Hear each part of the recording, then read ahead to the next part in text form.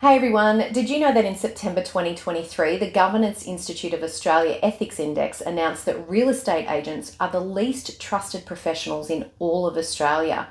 Yes, you did hear that right. Maybe a bit of a shock to some, maybe not so much to others. But what does this actually mean for you as a homeowner and a buyer? Let's dive into why this might be. Hi, my name is Summer from Summer & Co Property, and I'm here to break down the barriers and explain the process to you. But today I really just want to pop my agent hat off to the side a little bit and have that open, honest discussion with you about my own experiences in dealing with real estate agents when I was buying, renovating and selling properties before I followed my passion and moved into the real estate industry. So, one major issue is the perception of dishonesty and high pressure tactics, often associated with the real estate industry. But here's the thing, not all agents are the same. So, back in 2022, I decided I really wanted to make a career change and move into real estate to follow my passion.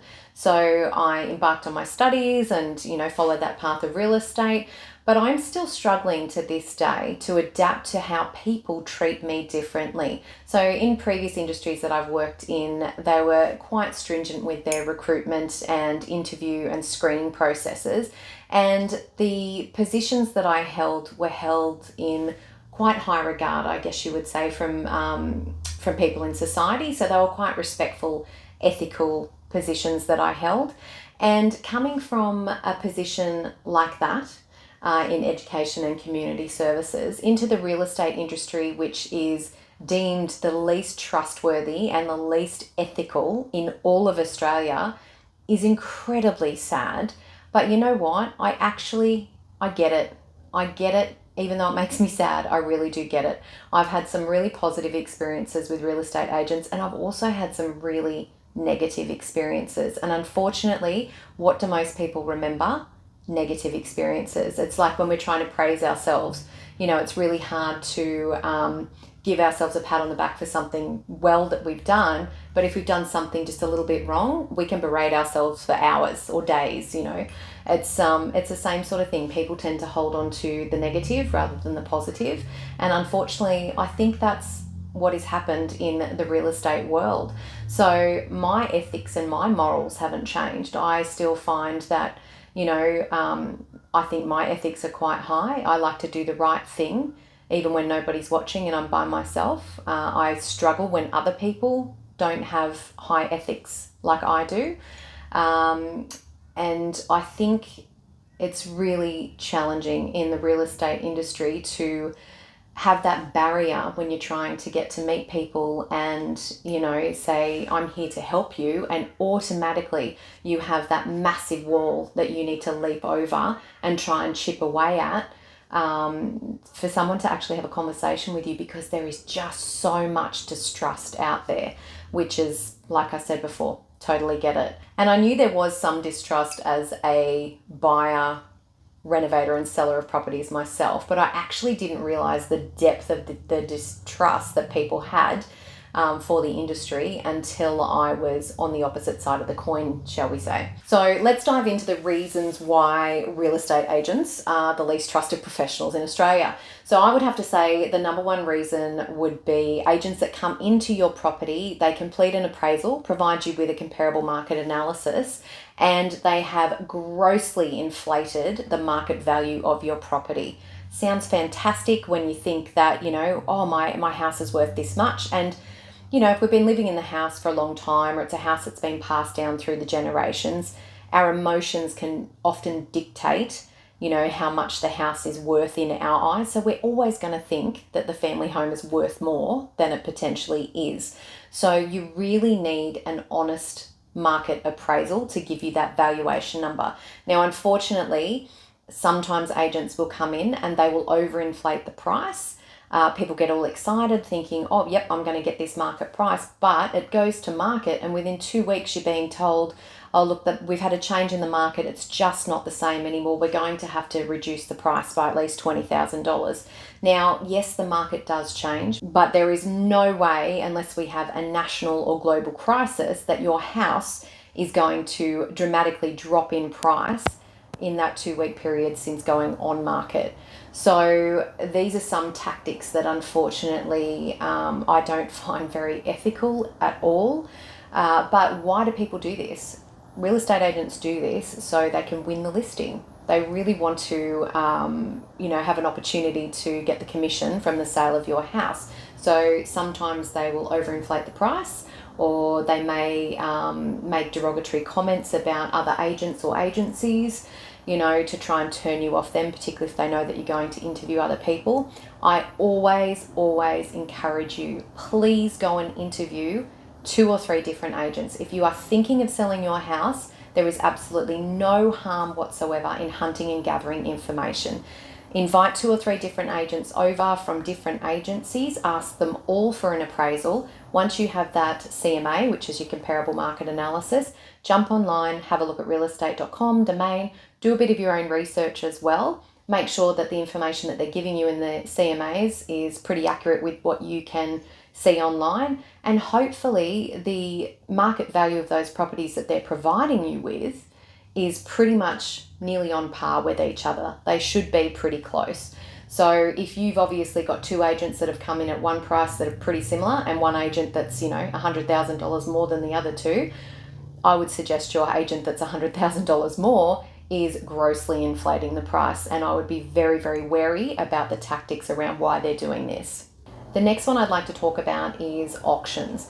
The agent may be trying to convince you that an auction is in your best interest, as the house will sell quicker and will get higher offers in a highly competitive market. Now, don't get me wrong, there is a time and a place for auctions 100%, but auctions should really be reserved for those properties that are quite unique and there is no other comparable properties around at the time. Yes, some people do sell their houses quite quickly at auctions, but recent statistics in Queensland have shown that only 53% of houses that actually go to auction sell at auction. The rest of them are passed in. So what does this mean for you? This means that you go back to market. You either need to have another auction again down the track, or you go to private tender and put it on the open market and see what happens that way. So you need to question why the agent is thinking an auction is in your best interest. So is there a hidden agenda there? Is it actually in your best interest, or is it in the agent's best interest? Because if they do sell at auction, usually the homes are sold with no conditions and it is a 28-day settlement. So that agent knows that they will be getting their commission off you in 28 days' time, and they don't have to worry about, any conditions or really negotiating with people at all. That's all up for the auctioneer to do that on the day.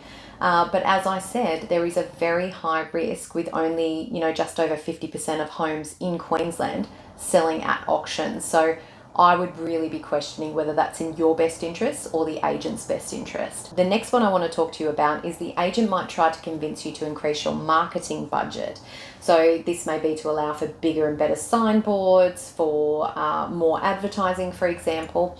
However, when it comes time to view the marketing, you can clearly see the additional money hasn't really been spent on showcasing your property, but rather so the agent can market themselves more than the property in order for them to get more listings. So really have a look at each of the marketing packages that you are offered and decide what is the best for you. Poor communication, that is another one. Maybe this one should have gone to the top as well. So a lot of feedback I have from people as well is that, the agent was fantastic at the start, heaps of communication. I thought they would do fantastic. As soon as I signed on that, dotted line for them to become my agent, it was like, crickets chirping. I hardly heard from them. We had open homes and I didn't get any feedback. I have to send, 5 text messages and make 3 phone calls before I even get a quick email in response. Communication's really, really poor. At times people have paid significant amounts of marketing up front only to be met with an agent that has dropped the ball completely. They don't communicate. All of a sudden 3 months have gone past and there's been no sale of the property. The vendor, so the one selling the house, is just completely peed off basically by completely being screwed over by the agent, and they have either withdrawn the property off the market or they're just really dubious about signing up with another agent and trying to sell the property themselves. And that's completely understandable, because when you've forked out a lot of money up front to do marketing and you've got absolutely no sale and nothing to show for it, you really don't want to be bitten again and hire another agent and go through all of that process again, with that fear. And that's what a lot of it is driven by, is that fear that you're going to be screwed over once again. With hidden agendas and tactics like these, it's no wonder that real estate agents get a bloody hard rap. But please, please, please don't tar us all with the same brush. Speaking from personal experience, just last year I sold my last property, and I hired an agent as my family had been living in the property for 9 years. It was renovated, we got it to the place that we were really happy with, but we decided to relocate as a family out of that area.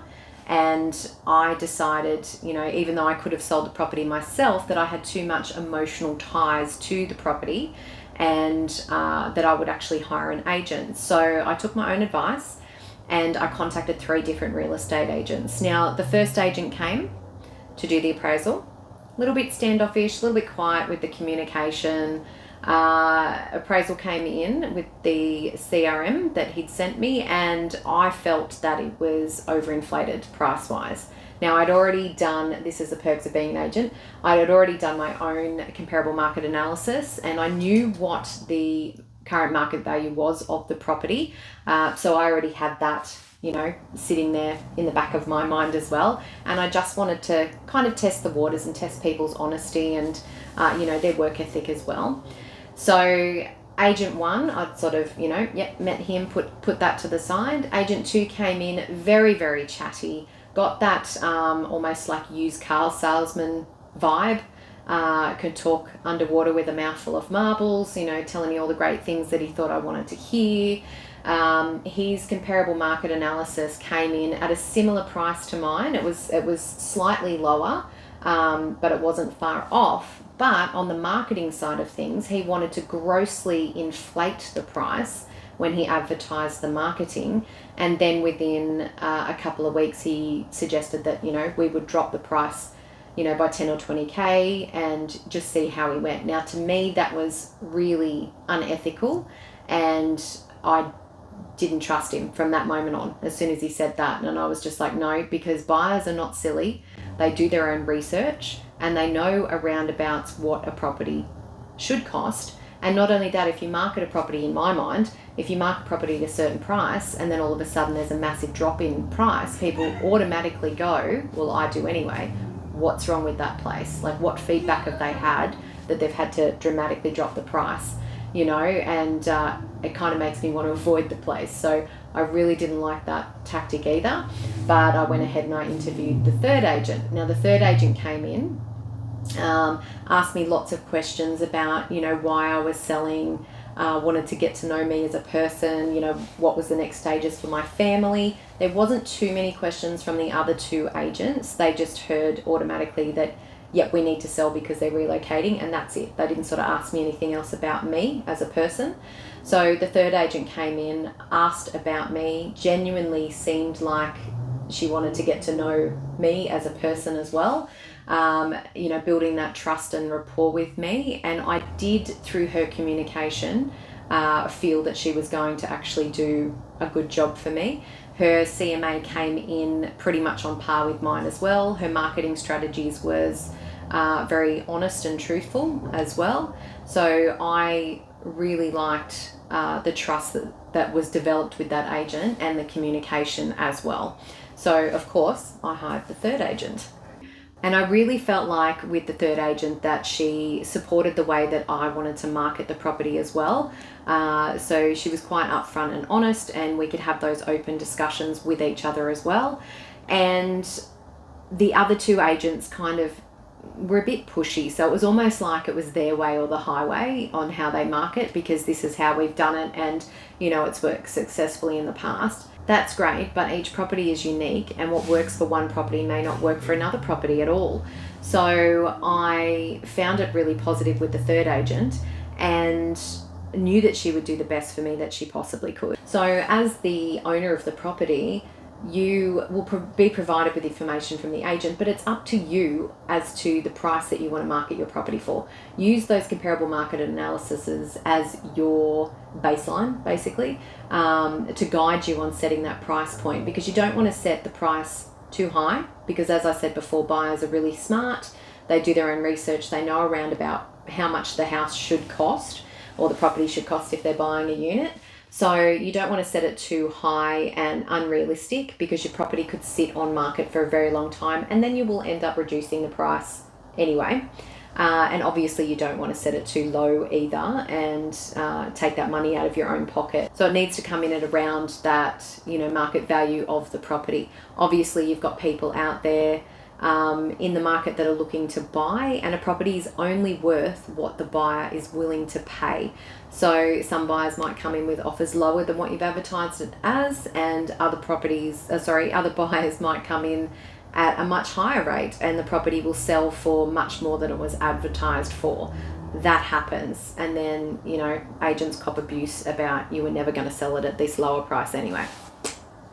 It's not up to us, it's up to the market. You may be wondering why I hired a real estate agent when I am one myself. So as I said previously before, it was to cut those emotional ties to the house that I've been living in and raising my family in for 9 years, and also to reduce my stress. So I was packing up the house, which is stressful enough when you're moving, but also relocating out of the city I was living in to another area. And I really just needed to reduce that stress load, while working full time and all the other things that go on in a household when you're raising children.